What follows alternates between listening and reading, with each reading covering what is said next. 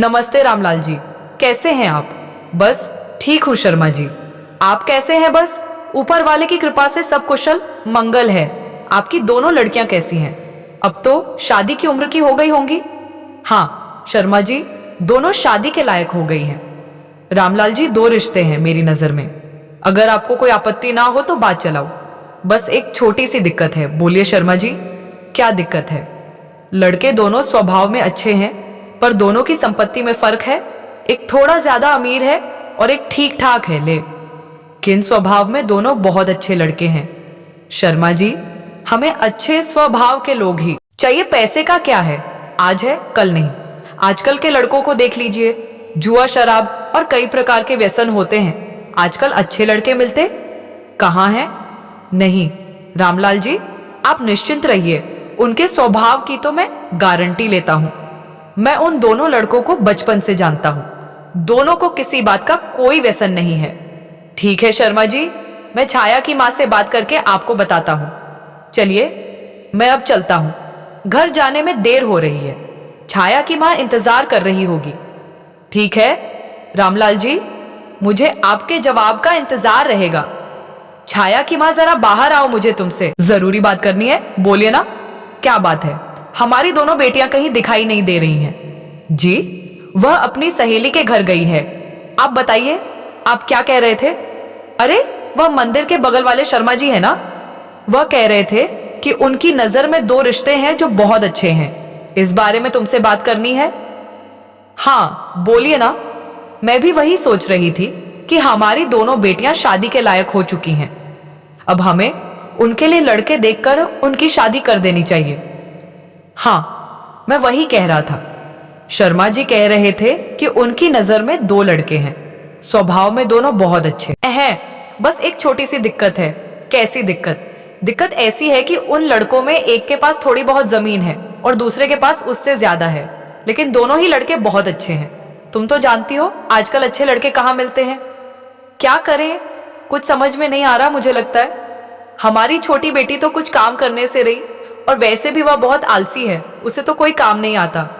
आप उसे बचपन से जानते हैं। मुझे लगता है छोटी बेटी के लिए वह अमीर लड़का ठीक रहेगा, और हमारी छाया तो कहीं पर भी रह लेगी। वह बहुत समझदार है और घर के सारे काम कर लेती है। उसके लिए वह पहला लड़का ठीक रहेगा, और इसी तरह उन दोनों बहनों की शादी एक ही गांव में हो जाती है।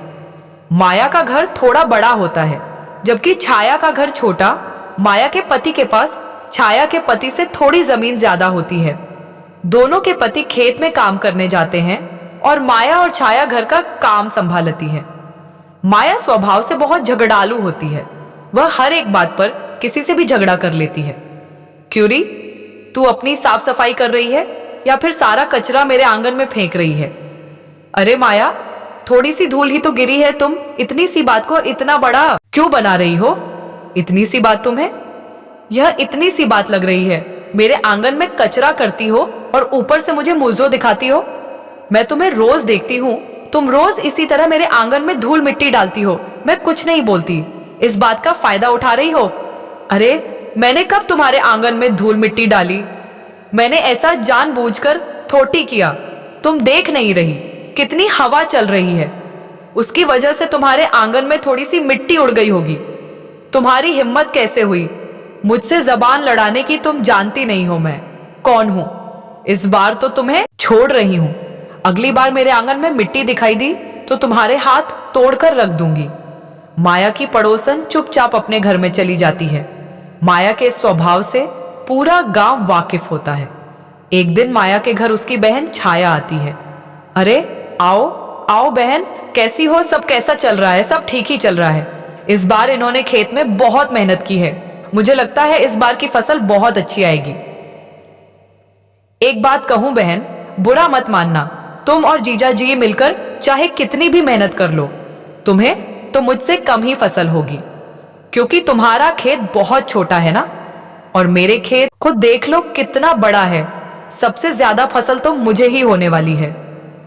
हाँ माया, मैंने कब कहा कि मुझे तुमसे ज्यादा फसल होने वाली है? मैं तो बस इतना कह रही हूं कि और हमेशा से अच्छी फसल होगी।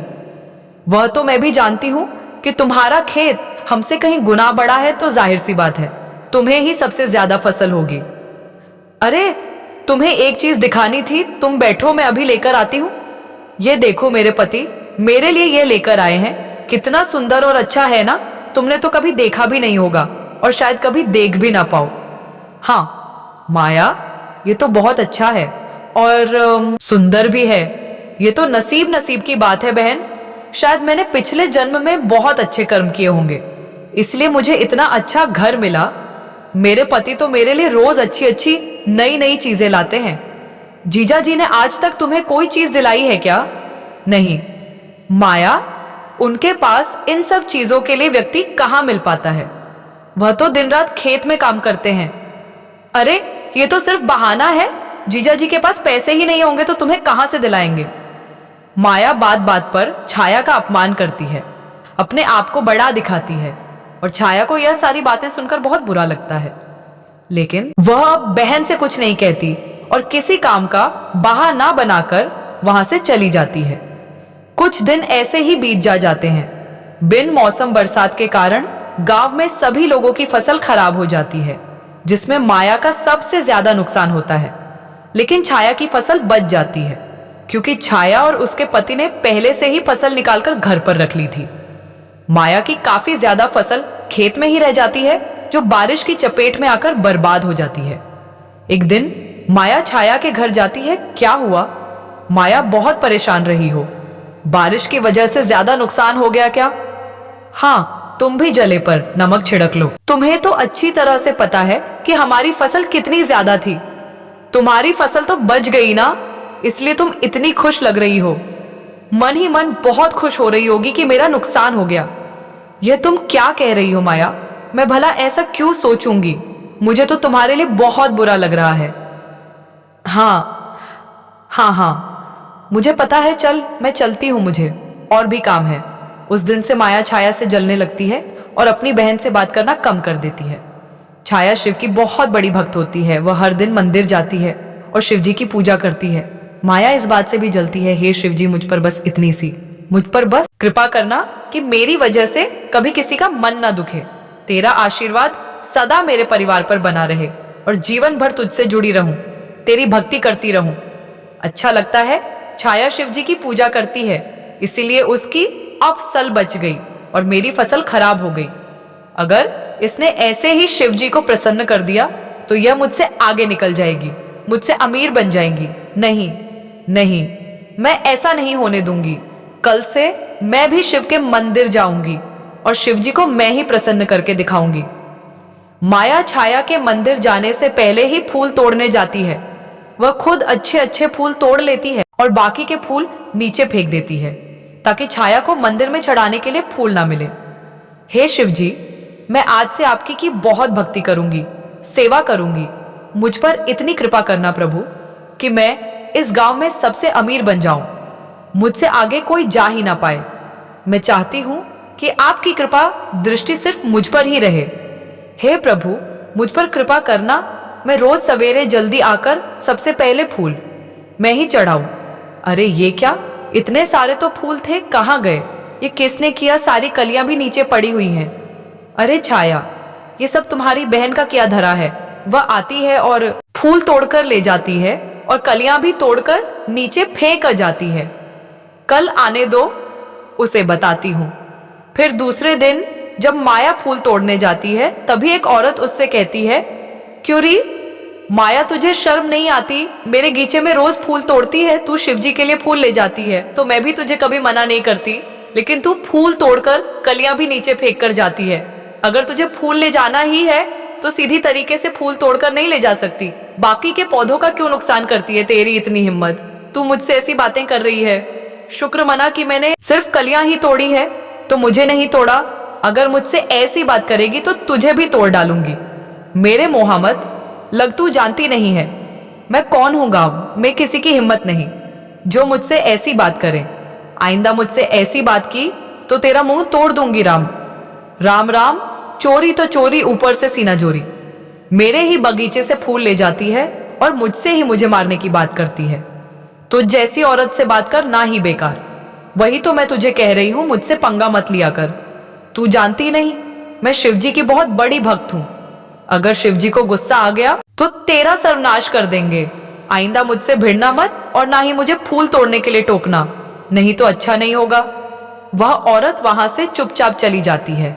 ऐसे ही कुछ दिन बीत जाते हैं। एक दिन माया छाया के घर जाकर कहती है, अरे ओ दीदी, क्या कर रही हो? चलो जल्दी से पानी भरने के लिए जाना है, देरी हो रही है। तुम आती हो या मैं ही चली जाऊं? हाँ, माया रुक आ रही हूं। दोनों बहनें तालाब पर पानी भरने के लिए जाती हैं। तभी रास्ते में उन्हें एक बूढ़ा आदमी मिल जाता है। बेटी, मुझे बहुत प्यास लगी है, क्या तुम मुझे पानी पिला दोगी? तालाब बहुत दूर है, मैं वहां तक नहीं जा सकता। क्यों रे बुढ़े, तुझे क्या मैं तेरी नौकरानी दिखाई दे रही हूं? जो मांग रहा है खुद जाकर पी ले। यह पानी मेरा है और मैं इसे बड़ी दूर तालाब से लेकर आई हूं। मैं तुझे क्यों दूं बेटी? मेरी उम्र तो देखो, मैं इतनी दूर जाकर कैसे पानी ला पाऊंगा?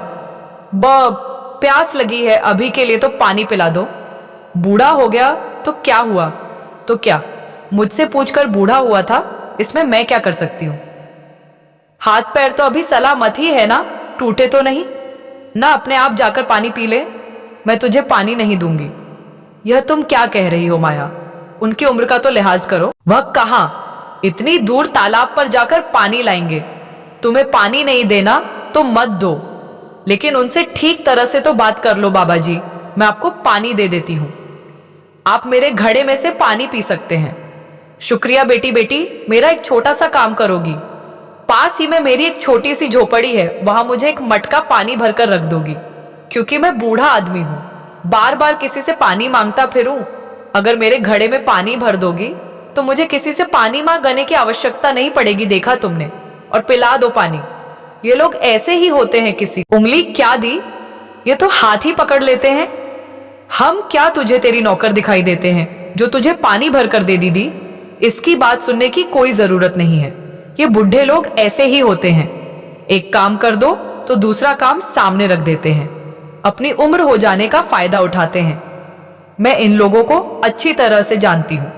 तो चल, यहां से कोई जरूरत नहीं इसके मटके में पानी भरने की। नहीं, माया कैसी बात कर रही हो? उन्होंने सिर्फ अपने मटके में पानी भरकर तो मांगा है, और उनकी उम्र तो देखो। सच में वह कहां तालाब तक जाकर पानी लेकर आएंगे? मैं एक काम करती हूँ, इनके मटके में अपना पानी डाल देती हूँ। मैं फिर से पानी लेकर आ जाऊंगी। तुझे अपने मटके का पानी नहीं देना है तो मत दे, लेकिन मुझे मत रोक, मुझे उनकी मदद करने दे। ठीक है, तुझे जो सही लगे वही कर।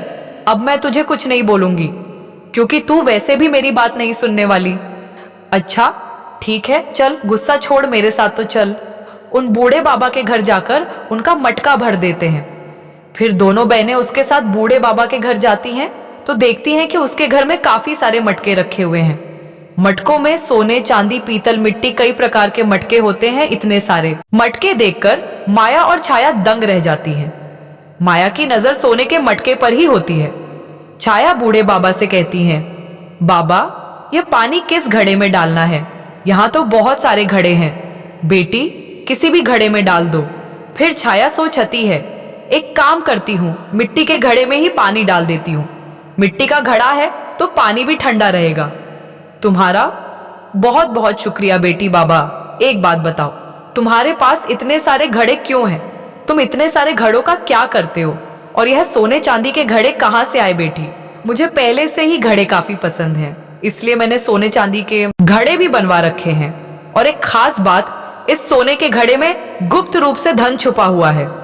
जब भी किसी को कोई जरूरत होगी, जिस व्यक्ति के पास कोई घड़ा नहीं होगा, मैं उसे यह घड़ा दूंगा जिसे सचमुच जरूरत होगी।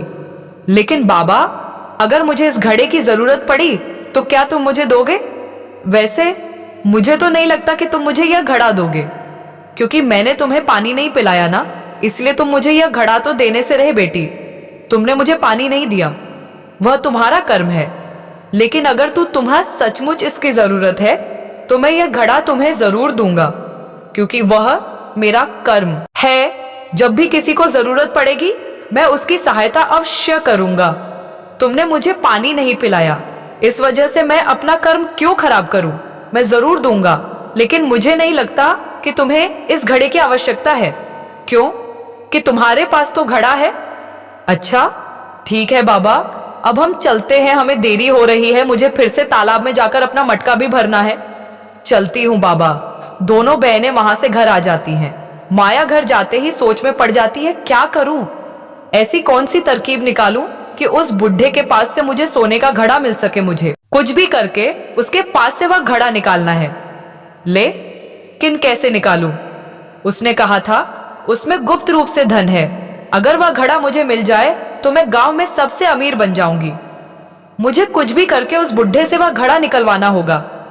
कुछ तरकीब सोच माया, इससे पहले कि कोई और वह घड़ा ले जाए, मुझे वह घड़ा पाना ही होगा। माया बहुत सोचती है, फिर उसे एक तरकीब सूझ जाती है। वह दूसरे दिन सुबह जल्दी उठकर छाया के घर जाती है। अरे दीदी, क्या कर रही हो? अभी तक सो रही हो क्या? चल जल्दी, हमें पानी भरने के लिए जाना है। जल्दी चल। अरे माया, तुम इतनी जल्दी आ गई? रुक, थोड़ी देर बाद जाते हैं। अभी इतनी जल्दी क्या है? अरे नहीं नहीं, सब काम छोड़, पहले तालाब के पास चल, मुझे दूसरे भी काम हैं। चल जल्दी, हम पानी लेकर आते हैं। अच्छा ठीक है, मैं मटका लेकर आती हूँ। फिर दोनों तालाब के किनारे पानी भरने के लिए जाती हैं। रास्ते में माया छाया से कहती है, अरे दीदी, मेरा मटका पकड़ना तो जरा पता नहीं क्यों आज मेरा हाथ दर्द हो रहा है, थोड़ी देर के लिए ले ले, फिर मैं तुझसे वापस ले लूंगी। फिर छाया माया का मटका पकड़ लेती है और माया जानबूझकर उसे पीछे से धक्का देकर दोनों मटके गिरा देती है। दोनों मटके फूट जाते हैं। फिर माया कहती है, अरे यह तुमने क्या किया, मेरा मटका फोड़